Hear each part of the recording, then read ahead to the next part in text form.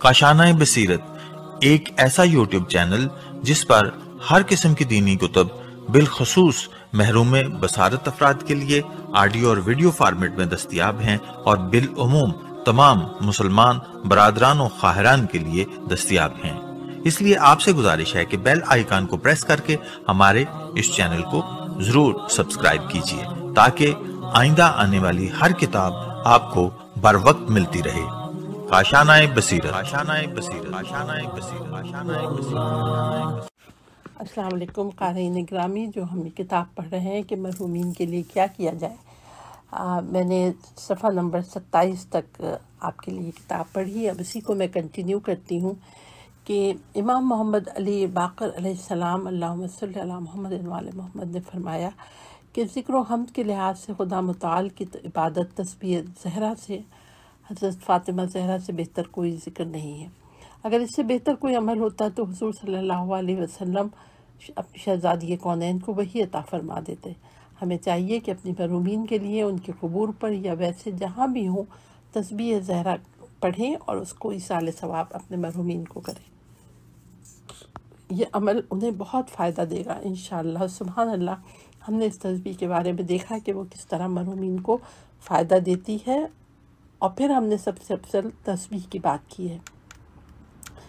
सब page number 28 है कि क्योंकि बात मुख्तसर अमाल की हो रही है तो अगला मुख्तसर लेकिन नहायत अज़मत वाला अमल दुरूद पाक है, जो बज़ाहिर तो नहायत मुख्तसर और आसान लगता है मगर अज़मत और फजीलत के एतबार से नहायत अफजल अमल है। आका मोहम्मद तकी बहजत का एक कौल है जिसमें आप फरमाते हैं कि जब इंसान नबी सल्लल्लाहु अलैहि वसल्लम पर एक बार दुरूद पाक पढ़कर उसका सवाब अपने मरहूम को हदिया करता है तो इस दुरूद की कदर और मानवियत को सिवाय अल्लाह के कोई नहीं पहचानता। सुभान अल्लाह। यानी दुरूद मैयत को बहुत फ़ायदा देता है। इसी हवाले से एक और रिवायत मुलाहिज़ा कीजिए और दुरूद पाक की मरहूमीन के लिए बरकत का अंदाज़ा देखिए। एक औरत ने अपनी मरहूमा बेटी को ख्वाब में इस हाल में देखा कि इसके बदन पर तारकोल का लिबास, गर्दन में जंजीर और पाँव में बेड़ियाँ हैं। यह हैबतनाक मंजर देखकर वो औरत काँप उठी। उसने दूसरे दिन एक बुज़ुर्ग को ख्वाब सुनाया। ये सुनकर वो बुज़ुर्ग बहुत मग़मूम हुए। कुछ अरसे के बाद उन हज़रत ने ख्वाब में एक लड़की को देखा जो जन्नत में एक तख्त पर अपने सर पर ताज सजाए बैठी है। उसको देखकर वो कहने लगी, मैं उसी खातून की बेटी हूँ जिसने आपको मेरी हालत बताई थी। आपने फरमाया, उसके बकौल तो तू अज़ाब में थी, आखिर ये इनकलाब कैसे आया? मरहूमा बोली, कब्रिस्तान के करीब से एक शख्स गुजरा, उसने प्यारे नबी सल्लल्लाहु अलैहि वसल्लम पर दुरूद पढ़ा, दुरूद भेजा और उनके दुरूद शरीफ पढ़ने की बरकत से अल्लाह ताला ने हम कब्र वालों से अज़ाब को उठा लिया। इसलिए हमें चाहिए कि इस बाज़मत इबादत से महरूम ना हो और हम दुरूद पढ़कर अपने मरहूमीन को बख्श दें। सफ़ा नंबर 29 पर यही मौजू कंटिन्यू है कि एक बार सूरह इखलास ही क्यों ना हो। बेशक ये सूरह मजीदा पढ़ना बहुत आसान और मुख्तसर है मगर इसका सवाब शुमार करना आसान नहीं। एक और बुज़ुर्ग का बयान है कि एक रात उन्होंने ख्वाब में एक कब्रिस्तान के बहुत से मुर्दे देखे जो ऐसा महसूस होता था जैसे कि कुछ बांट रहे हैं। उन बुज़ुर्ग ने इस्तग़फ़ार किया, यानी पूछा कि तक़सीम कैसी है? तो जवाब आया, एक भाई ने हमें एक बार सूरह इखलास पढ़कर बख्शी है, हम 1 साल से वो सवाब आपस में तक़सीम कर रहे हैं। इसमें नोट लिखी है कि मोहतरम क़ारीन, आपने गुज़िश्ता सफ़ात में मरहूमीन के इसाले सवाब के हवाले से तमहीदी गुफ्तगू मुलाहिज़ा की। अब हम एक एक करके तरतीब से उन अमाल का जायज़ा लेते हैं जिनकी ताकीद हादियान बरहक मोहम्मद वाले मोहम्मद ने फरमाई है। तो ये क़ारीन, अब जो ये टॉपिक है वो है अफ़्व दरगुज़र और माफ़ी। सबसे पहले अपने मरहूमीन को सिद्क़ दिल से माफ़ कीजिए। ये थोड़ा अजीब लगता है मगर बहुत अहम है। दुनिया से चले जाने वाला आपके अजीज़ और अक़ारिब अहबाब मासूम नहीं होते और हो सकता है बल्कि यकीनी तौर पर ज़िंदगी में उनसे आपके हक़ में कोई ना कोई कमी ज़्यादती हो गई हो, उनसे आपको गालम गलौज हो गई हो, मारपीट हो या बेइज्जत कर दिया हो, कोई हक़ दबा दिया हो या बदनाम कर डाला हो। ग़ीबत तो बहुत ही आम है। अलगरज़ किसी हवाले से भी किसी मरहूम ने आपको नुकसान पहुँचाया हो तो उनका क़ुर्बतुल्लाह माफ़ कर दीजिए, क्योंकि हो सकता है वो आपसे ज़्यादती की वजह से अज़ाब में हो। सफ़ा नंबर 30 कुरान करीम में माफ़ कर देने वालों को अल्लाह का पसंदीदा कहा गया है। دنیاوی طور پر ہم کسی منصب پر فائز شخص کے پسندیدہ ہو جائیں تو پھولے نہیں سماتے، اور جو خوشبخت اللہ پاک کا پسندیدہ ہو جائے تو اس کے کیا ہی کہنے ہیں۔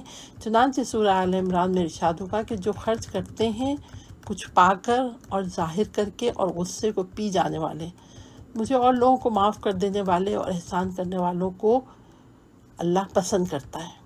تو ہمیں چاہیے کہ اللہ کے پسندیدہ لوگوں میں شامل ہونے کی کوشش کریں اور اپنے قصورواروں کو، چاہے وہ زندہ ہیں یا دنیا سے چلے گئے، معاف کر دیں۔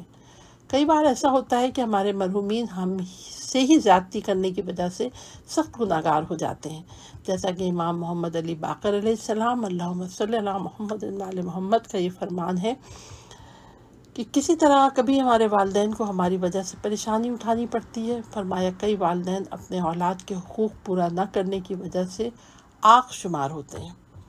اللہ اکبر۔ ممکن ہے آپ کے مرحومین، خاص کر والدین سے آپ کے حق میں کوئی زیادتی ہو گئی ہو، کوئی حق پورا نہ کر سکے ہوں، انہیں اچھے الفاظ میں یاد کریں، ان کی نیکی کے واقعات کو بیان فرمائیں، ان واقعات کو بیان کرنے سے گریز فرمائیں جب ان سے کوئی ظلم یا زیادتی ہو گئی ہے، اور کہیں یا اللہ میں ان سے راضی، تو بھی ان سے راضی ہو جا، میری وجہ سے ان سے مشکل نہ دینا۔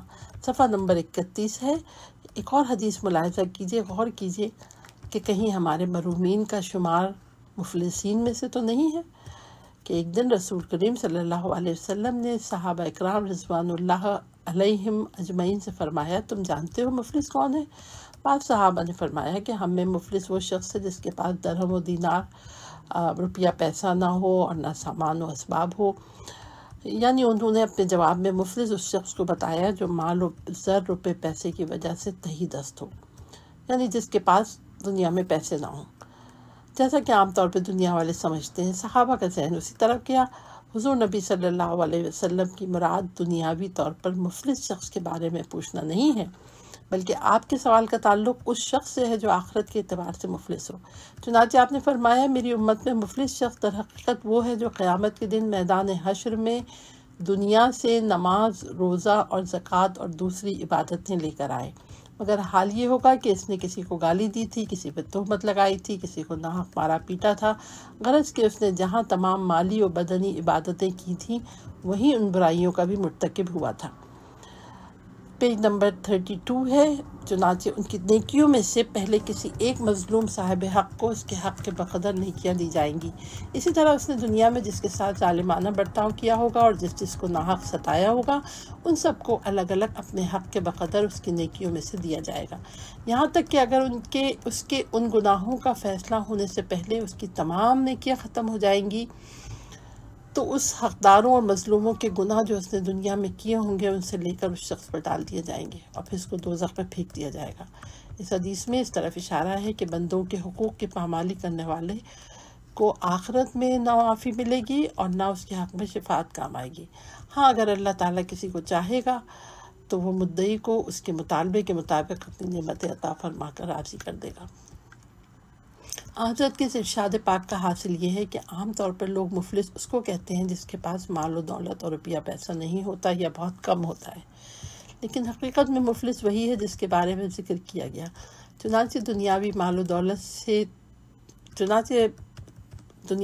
دولت سے تہی دست شخص کو حقیقی مفلس نہیں کہا جا سکتا، کیونکہ مال و دولت اور روپیے پیسے کا افلاس عارضی ہوتا ہے جو موت کے ساتھ ختم ہو جاتا ہے، بلکہ بسا اوقات زندگی ہی میں افلاس مال و دولت کی فراوانی میں تبدیل ہو جاتا ہے۔ اس کے برخلاف حدیث میں جن افلاس کا ذکر کیا گیا ہے اس کا تعلق ہمیشہ ہمیشہ کی زندگی سے ہے، اور ان افلاس میں مبتلا ہونے والا شخص پوری طرح ہلاک ہوگا۔ اس لیے ہمیں چاہیے کہ اپنے مرحومین کو معاف کریں، کیونکہ ہو سکتا ہے ہماری اس معافی کی وجہ سے وہ مفلسین میں شمار ہونے سے بچ جائے۔ قارئین یہ صفحہ نمبر 33 ہے، 33، اور ہیڈنگ ہے اپنے مرحومین کے لیے رد مظالم کریں۔ اپنے مرحومین کے حقوق ان کے اقربا، نوکروں یا ان لوگوں سے معاف کروائیں جن پر ان سے زیادتی ہو گئی، مثلاً کسی کو گالی دے دی تھی، کسی کو مار پیٹ دیا تھا وغیرہ۔ عزیزو میرے والدین سے آپ میں سے جس کے حق میں ظلم و زیادتی ہوئی ہم آپ سے معافی چاہتے ہیں، آپ بھی معاف فرمائیں۔ دوسروں کے ناحق اموال کے ادا کرنے کو رد مظالم کہا جاتا ہے۔ احادیث کے مطابق توبہ قبول ہونے کی شرائط میں سے ایک رد مظالم ہے۔ فقہا کے مطابق رد مظالم واجب ہے۔ رد مظالم کی وضاحت امام جعفر صادق علیہ السلام اللہم صلی اللہ محمد وعلی محمد کی زبان سے بیان ہوئی ہے۔ صفحہ نمبر 34 شروع ہوتا ہے۔ امام صادق نے فرمایا ہے کہ جس نے کسی شخص کے مال کو ناحق ہتھیا لیا ہو یا کسی کی آبرو ریزی کی ہو، اس پر واجب ہے کہ اس شخص کو راضی کرے، اس کا مال اپنے مال سے جدا کرے، اس کو واپس کرے، اور اگر وہ شخص مر چکا ہے تو اس کے وارثوں کے حوالے کرے، اور اپنے اس عمل پر خدا کے حضور توبہ کر لے، حتیٰ کہ خدا اس کو توبہ و ندامت اور ناجائز مال کو علیحدہ کرتا ہوا پائے۔ پھر آپ نے فرمایا میں لوگوں کے مال میں صرف و عہد کا قائل نہیں، بلکہ میری رائے ہے کہ اگر وہ مال مغصوب غاصب کے پاس ہے تو وہ اس کے صحیح مالک کو واپس کرے، اور اگر وہ مال اس غاصب کے ہاتھ سے جاتا رہا تو اس کی قیمت ادا کرے، اور اگر اس مال والے آدمی کو نہیں پہنچاتا تو فقراء و مساکین پر صدقہ کرے اور خدا کے حضور اپنے عمل پر شرمندہ بھی ہو۔ جی ہاں، اپنے مرحومین کی جانب سے رد مظالم کیجیے، اور اگر ان کے پاس کسی کا کوئی بھی مال و اسباب جائیداد ناحق موجود تھی تو اس کے صحیح مالک یا اس مالک کے ورثہ تک پہنچا دیجیے۔ یہ عمل آپ کے مرحومین کو بہت سے عذاب اور مشکلات سے بچا لے گا۔ بزرگ علماء نے اسی حوالے سے ایک واقعہ نقل کیا کہ ایک نوجوان قصاب جو کہ بہت نیک تھا اور نہایت عبادت گزار تھا، وفات پا گیا۔ اس کے ذمے چند روپے بقایا تھے جو اس نے کسی کو عطا کرنے تھے، تو وہ مال اسے قبر میں سانپ کی شکل میں پریشان کرتا تھا۔ خدا کی رحمت سے کچھ مومنین کو اس کے حال پر مطلع کیا گیا، انہوں نے اس کی طرف سے وہ مال ادا کر دیا۔ اس جوان نے خواب میں آ کر ان کا شکریہ ادا کیا کہ اب اس سے وہ عذاب برطرف ہو چکا ہے۔ مولانا مرزا صادق حسن صاحب نے بھی ایک واقعہ بیان کیا کہ ایک نہایت ہی نیک بزرگ جنہوں نے تمام زندگی عبادت میں گزاری اور وفات پا گئے، خواب میں معلوم ہوا کہ وہ صرف اس وجہ سے معذب یعنی عذاب ان پر نازل ہوا کہ انہوں نے ایک سوٹ کی سلائی درزی کو نہیں دی تھی۔ یہ صفحہ نمبر 35 ہے۔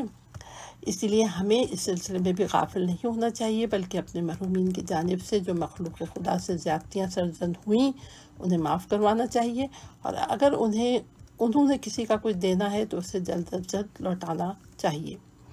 اب جو ہیڈنگ قارئین میں آپ کے لیے پڑھ رہی ہوں وہ ہے اپنے مرحومین کی واجب عبادات بجا لائیں۔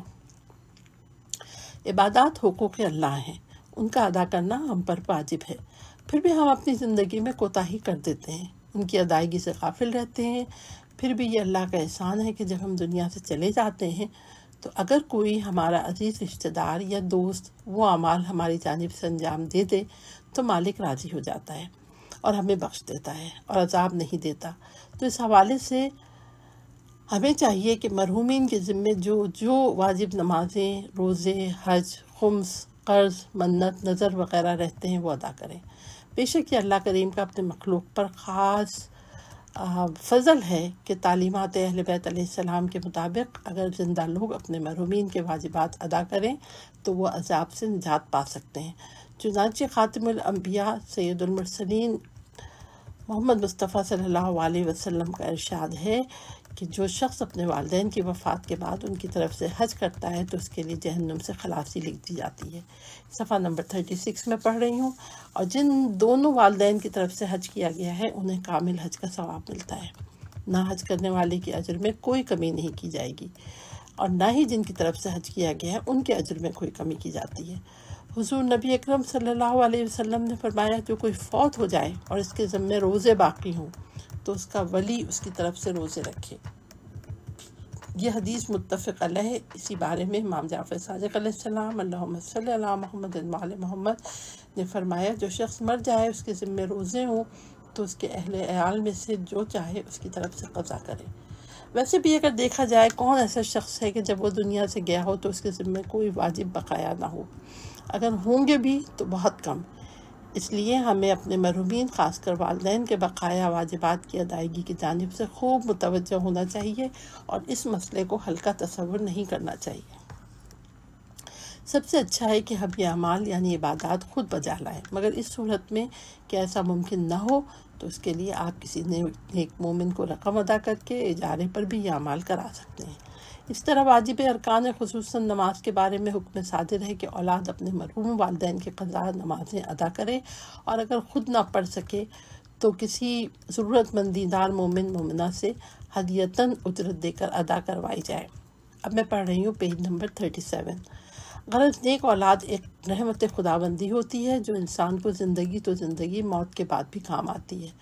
سرکار دو عالم صلی اللہ علیہ وسلم نے ارشاد فرمایا، جب انسان مر جاتا ہے تو اس کے عمل کے ثواب کا سلسلہ اس سے منقطع ہو جاتا ہے، مگر 3 چیزوں کے ثواب کا سلسلہ باقی رہتا ہے۔ نمبر 1 صدقہ جاریہ، نمبر 2 علم جس سے نفع حاصل کیا جائے، نمبر 3 صالح اولاد جو مرنے کے بعد اس کے لیے دعا کرے۔ اس کے علاوہ روایات میں ملتا ہے کہ جو والدین کی نیابت میں حج کرے ان یعنی ماں باپ کی طرف سے رکن ادا ہو جائے گا اور اسے یعنی حج کرنے والے کو مزید 10 حج کا ثواب ملے گا۔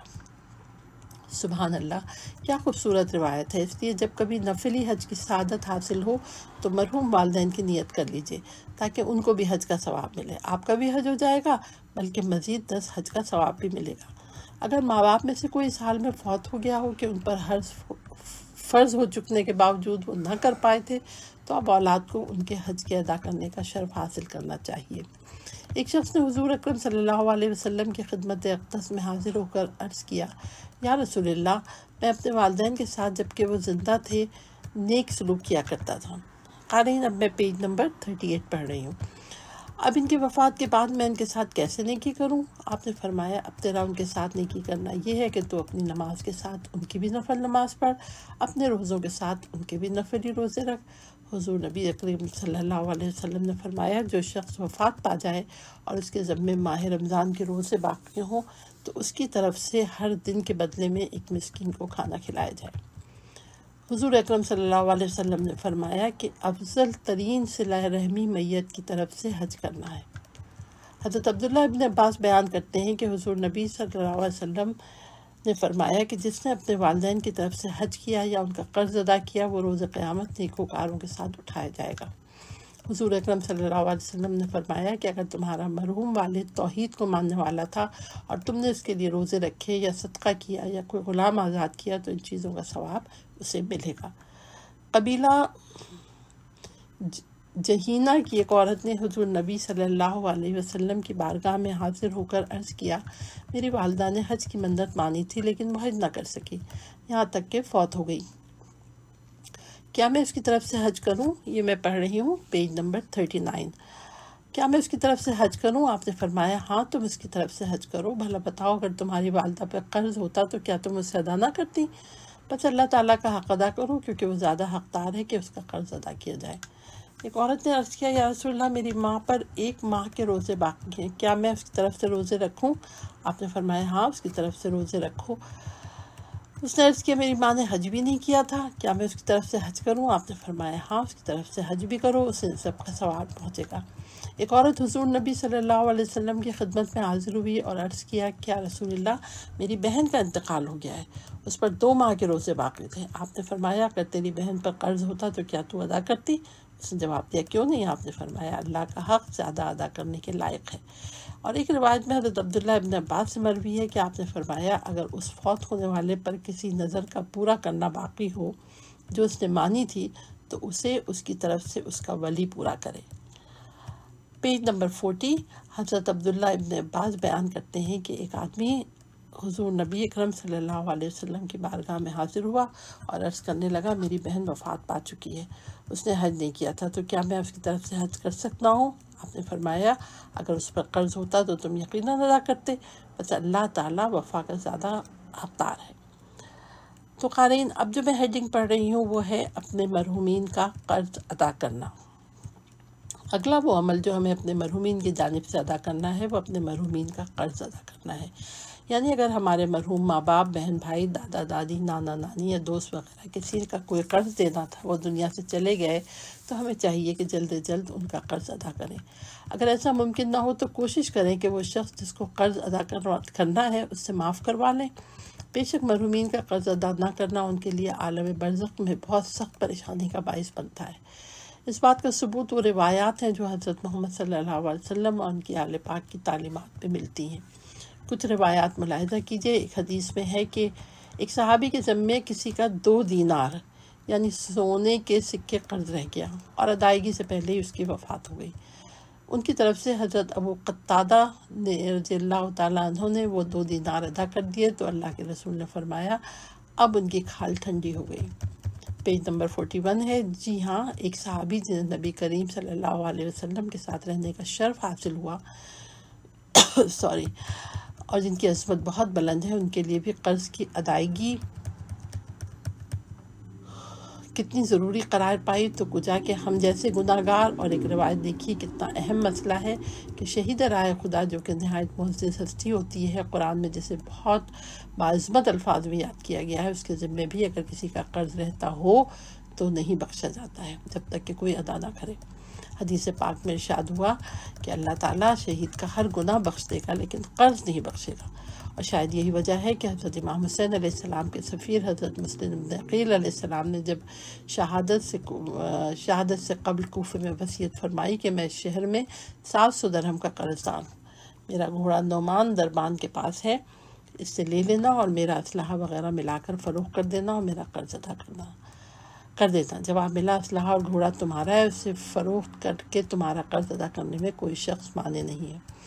اس مطلب کی اور بھی بہت سی روایات کتب احادیث میں مل جاتی ہیں، جیسا کہ روایت میں ملاحظہ کیجیے، پیج نمبر 42 شروع ہو گیا ہے کہ شہید کے خون گرتے ہی اس کے سارے گناہ معاف ہو جاتے ہیں سوائے قرض کے۔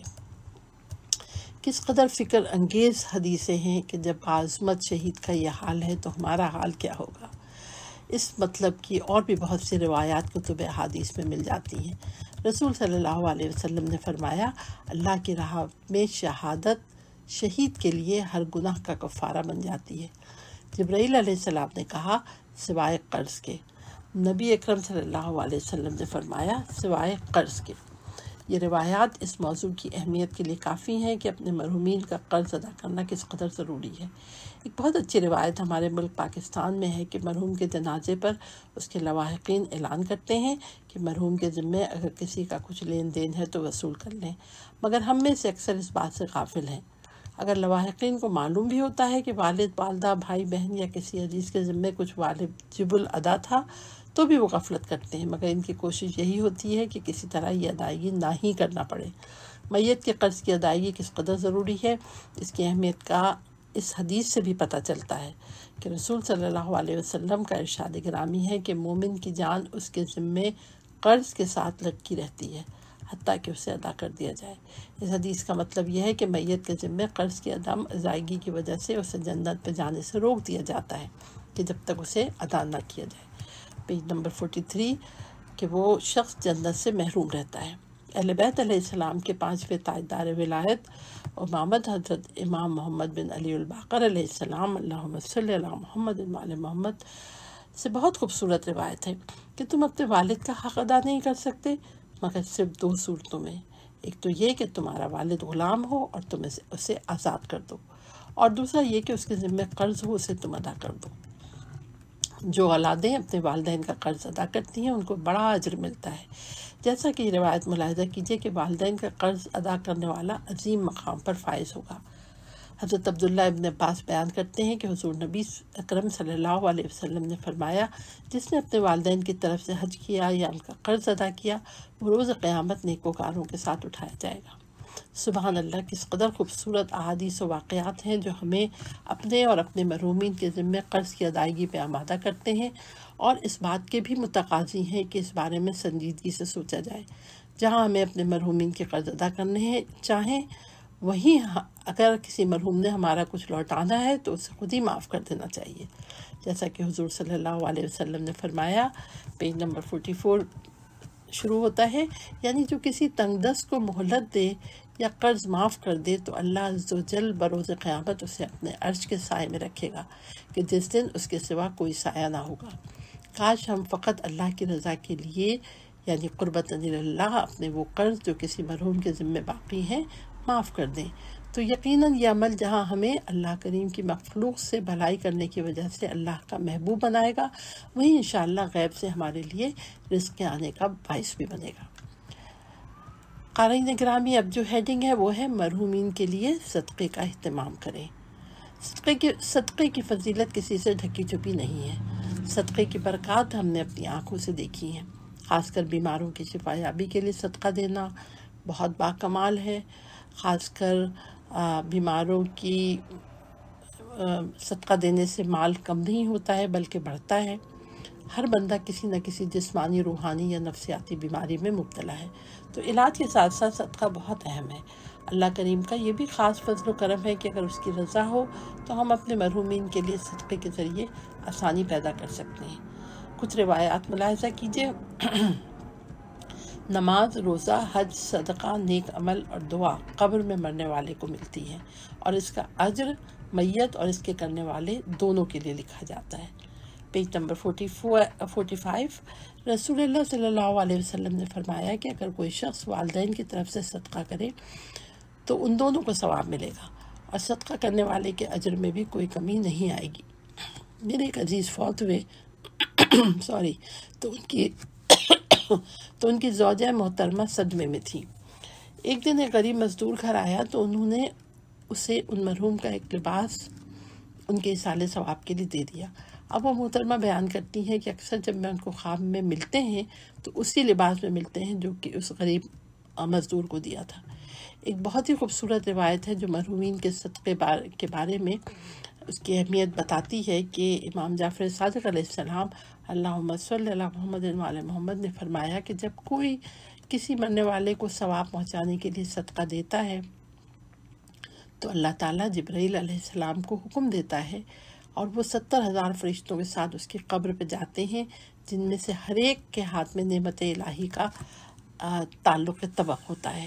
پیج نمبر 46 ہے یہ۔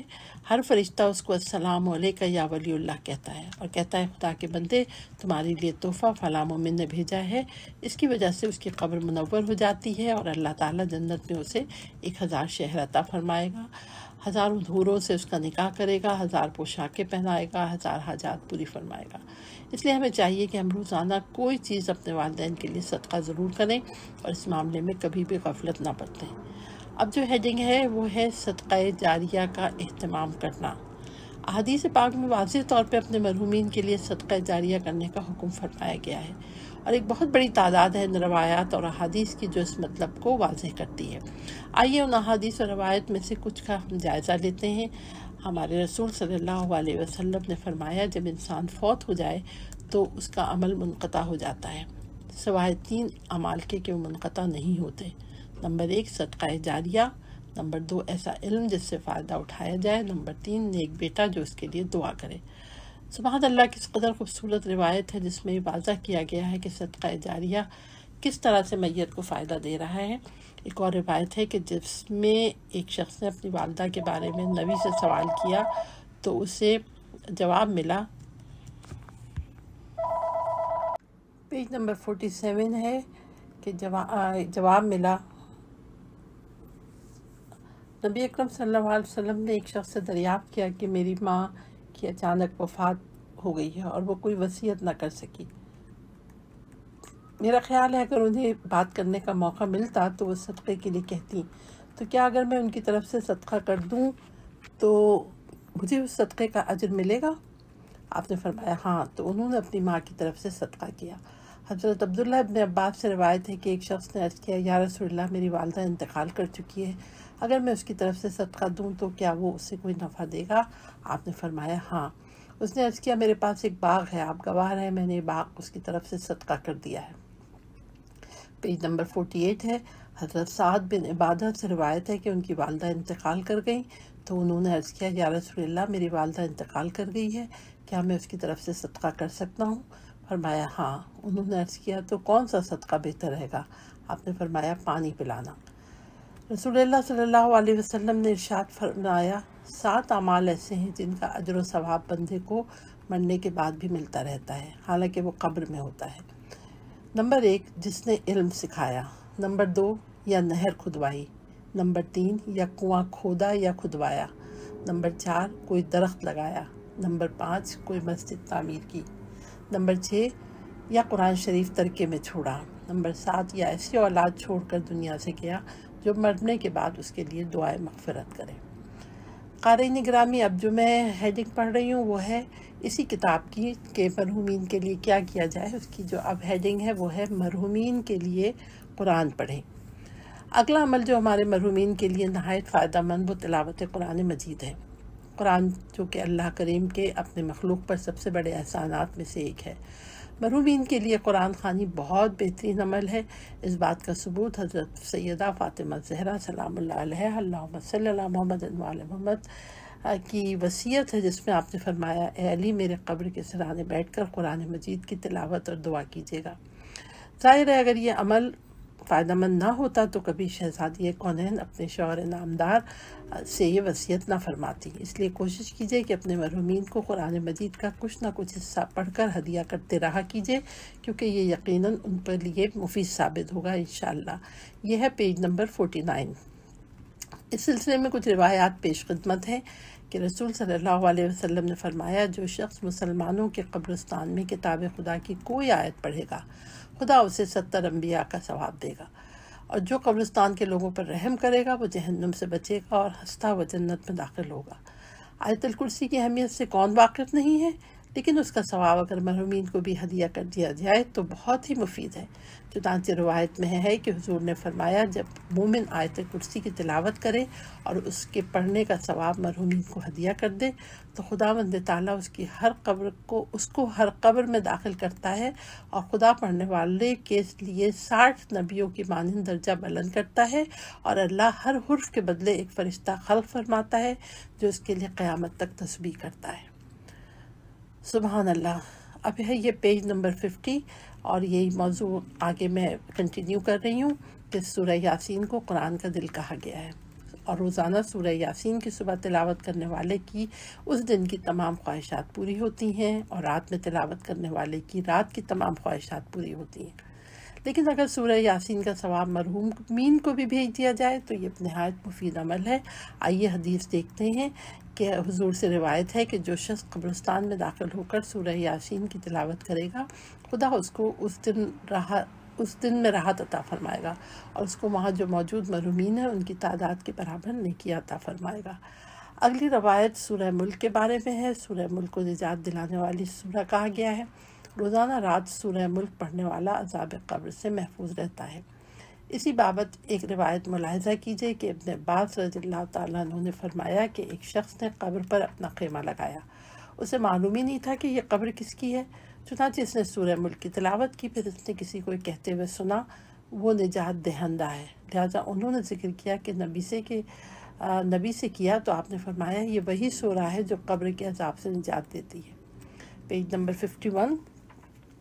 اگلی روایت سورہ قدر کے بارے میں ہے کہ کس قدر سورہ قدر کی تلاوت کسی مرحوم کے لیے کی جائے تو اسے فائدہ پہنچاتی ہے اور پڑھنے والے کے لیے بھی اجر عظیم کا سبب بنتی ہے۔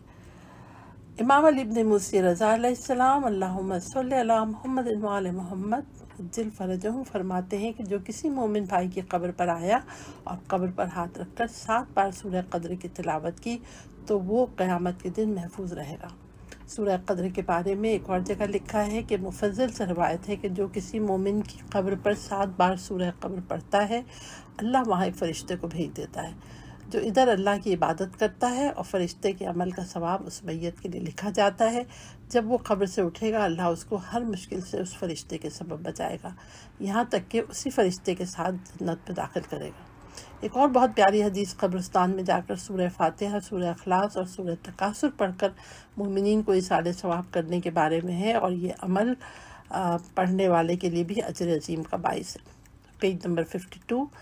نبی کریم صلی اللہ علیہ وسلم کا فرمان ہے کہ جو شخص قبرستان میں داخل ہوا پھر اس نے سورہ فاتحہ، سورہ اخلاص اور سورہ تکاثر پڑھی، پھر یہ دعا مانگی یا اللہ عز و جل تعالیٰ میں نے جو کچھ قرآن پڑھا ہے اس کا ثواب اس قبرستان کے مومن مردوں اور مومن عورتوں کو پہنچا تو وہ تمام مومن قیامت کے دن اس کے سفارشی ہوں گے۔ اگلی حدیث سورہ اخلاص پڑھ کر مرحومین کو اصالہ ثواب کرنے کے بارے میں ہے۔